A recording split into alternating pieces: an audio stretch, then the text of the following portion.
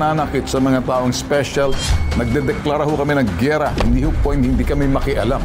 Isang Air Force personnel, isang reservist, and we already received the order that he is already delisted. He is already banned from entering all camps and bases for the rest po ng kanyang buhay. So nagawa pa nitong si Bariles na nagalit siya na pinost mong picture niya. Ang sinuntok niya yung anak ko, hindi naman po yung tri-bike. Pupuntahan ko to, hindi ako nagbibiro.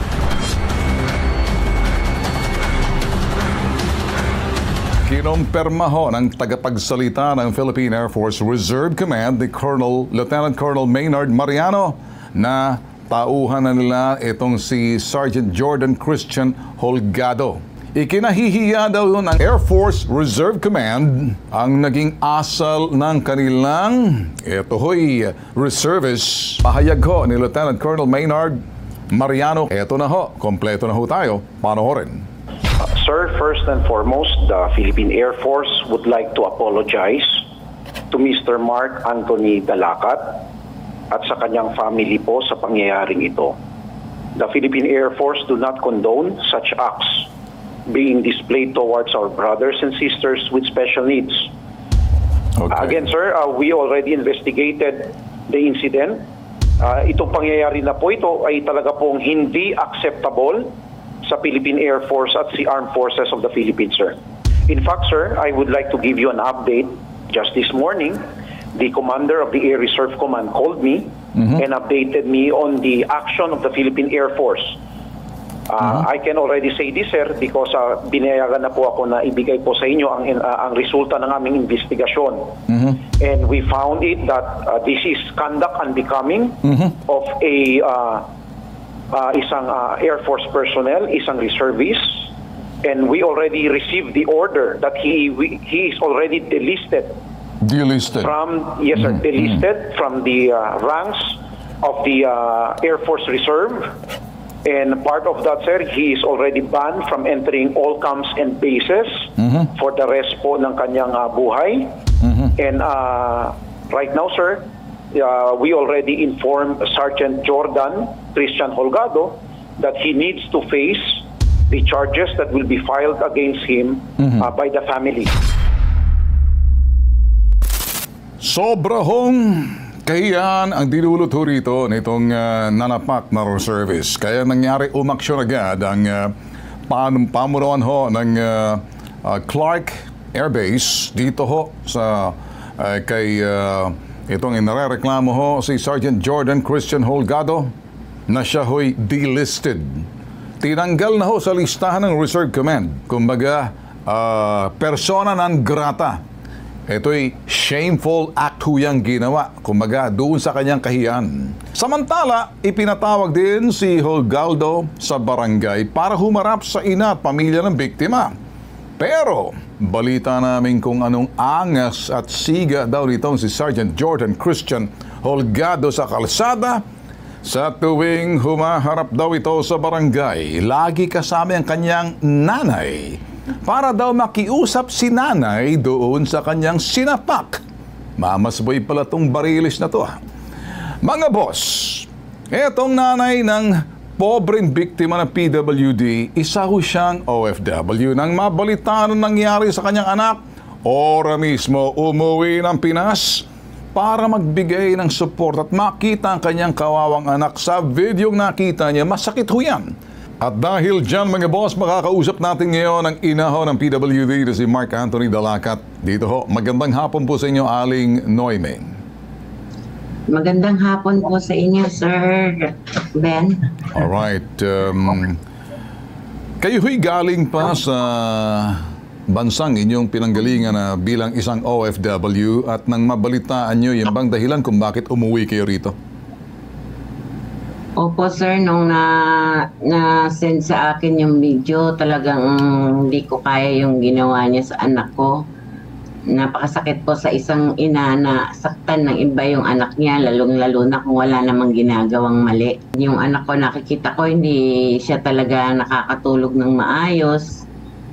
Kung hindi siya painumin ng gamot, hindi siya nakakatulog kasi alam ko nasa isip niya po yun. Na-trauma ang ibig mong sabihin ng anak mo? Opo. Okay. Siguro pag tuwing naalaala niya yung sapak sa batok niya sa likod na halos mahilo na hindi makatayo ng maayos doon sa pananapak sa kanya. Kayo ba'y binalitaan nito, na balitaan nyo, tinawagan kayo ng anak niyong babae sa nangyari dito sa inyong anak na si Mark na 29 years old, may autism, kaya special siya rito? Tinawag po nila agad sa akin nung oras din po na yun na nalaman nila na nasuntok siya kasi pag uwi ni Tonton is na sinabi niya na may sumuntok sa kanya. Pinuntahan agad ng isang anak kong panganay at nalaman nga po nila na may sumuntok na isang motorist nga po, isang nakakotse na kulay pula. Okay. Kasi nakakapagsumbong naman po siya kung ano ang ginawa sa kanya. Kaya pinuntahan po nila agad.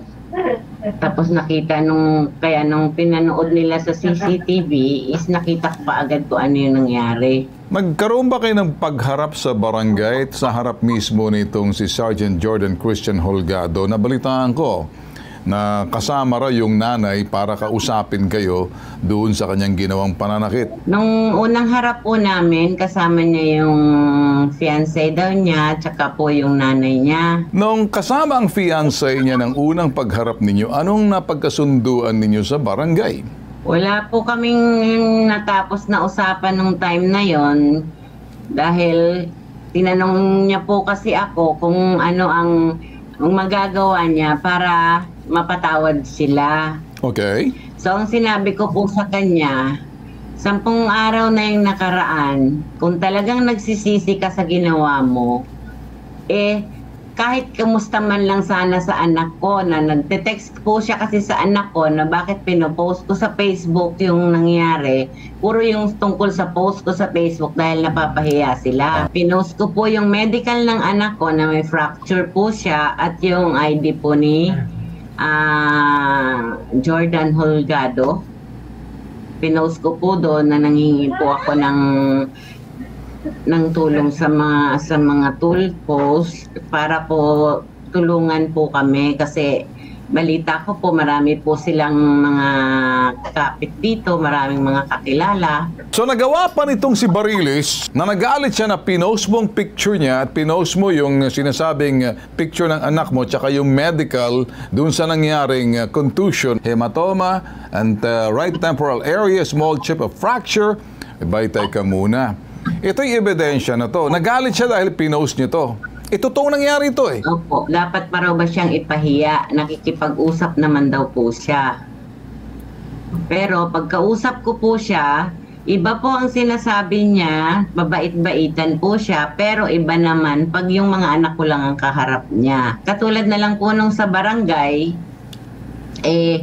hindi niya alam na magka-video call kami ng mga bata habang nasa barangay. Parang sinisindak-sindak niya pa yung mga anak ko. Katulad ng, bakit nyo hinahayaan ganyan na pala yan siya, bakit nyo hinahayaang mag-isa?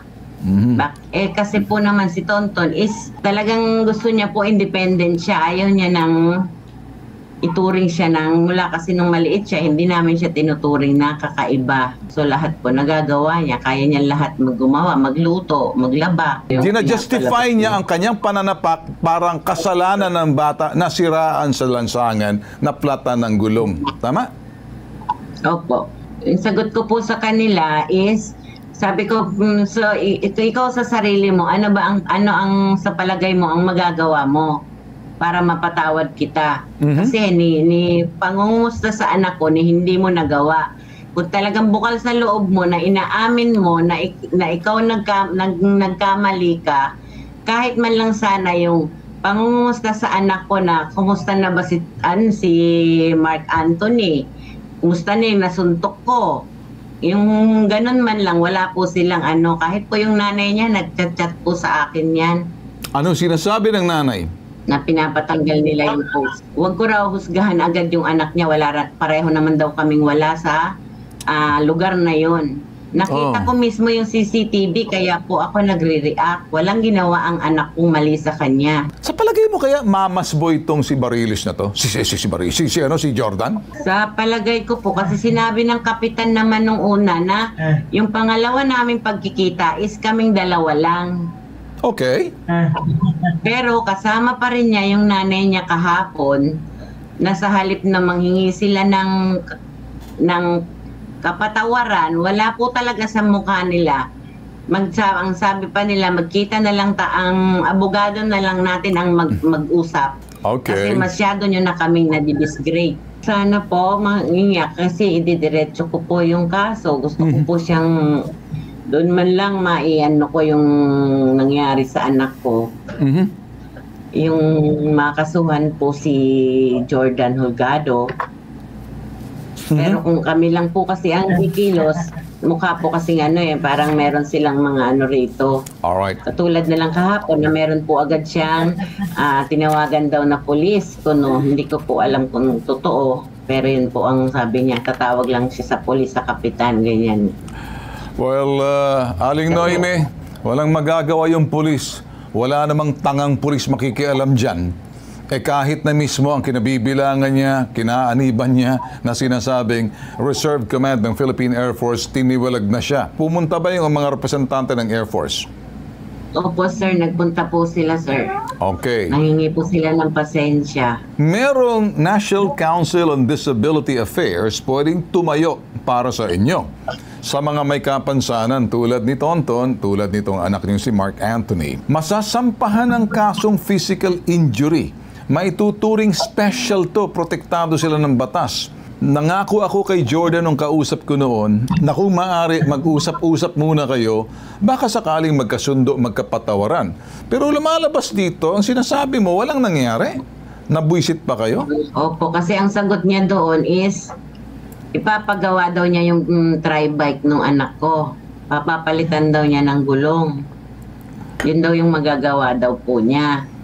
Ang sinuntok niya yung anak ko, hindi naman po yung tri-bike. Yung anak ko walang sinasabi, suntok ako, tao, laki. Yung malaking tao daw, sinuntok siya. Yun lang yung sinasabi niya. Ngayon, hindi na po siya sumasakay ng tri-bike niya. So, yun ang kaya ko siya binigyan din nun para din sa exercise niya sana. So, ngayon ayaw niya na kasi ayaw niya na pong mapag-isa. Natakot na. Matulog rin mag-isa. Natakot. Natakot. Malaki po talaga yung takot niya. Kahit po ang pagsasara ng gate na dati niyang ginagawa at ang mga pinto paggabi na, hindi niya na po magawa ngayon. Manawagan ka kay Sergeant Jordan Christian Holgado sa anumang gusto mong sabihin. Ito ngayon yung ginawa mo sa anak ko. Alam ko na napag-usapan na rin natin kahapon, pero ito yung anak ko ngayon. Sa ginawa mo, hindi ko pa alam kung ano pa ang magiging cause ng trauma ng anak ko, kung ano pa ang mararamdaman niya. Pero napakasakit ng ginawa mo. Hindi siya problema ng lipunan, hindi siya wala siyang sinasaktan na mga tao. Basta mo na lang siya ginanon.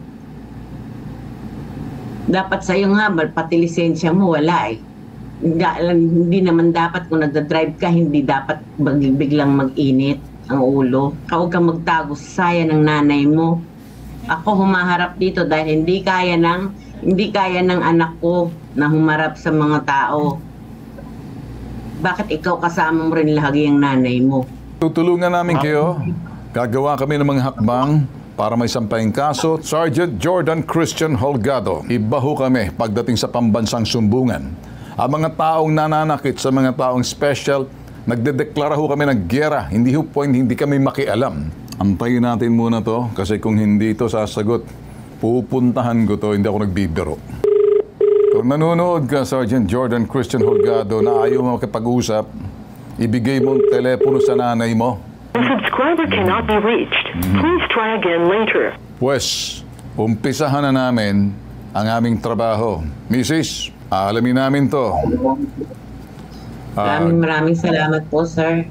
Walang anuman. Ito po ang nag-iisang pambansang sumbungan. #Ipabitag mo.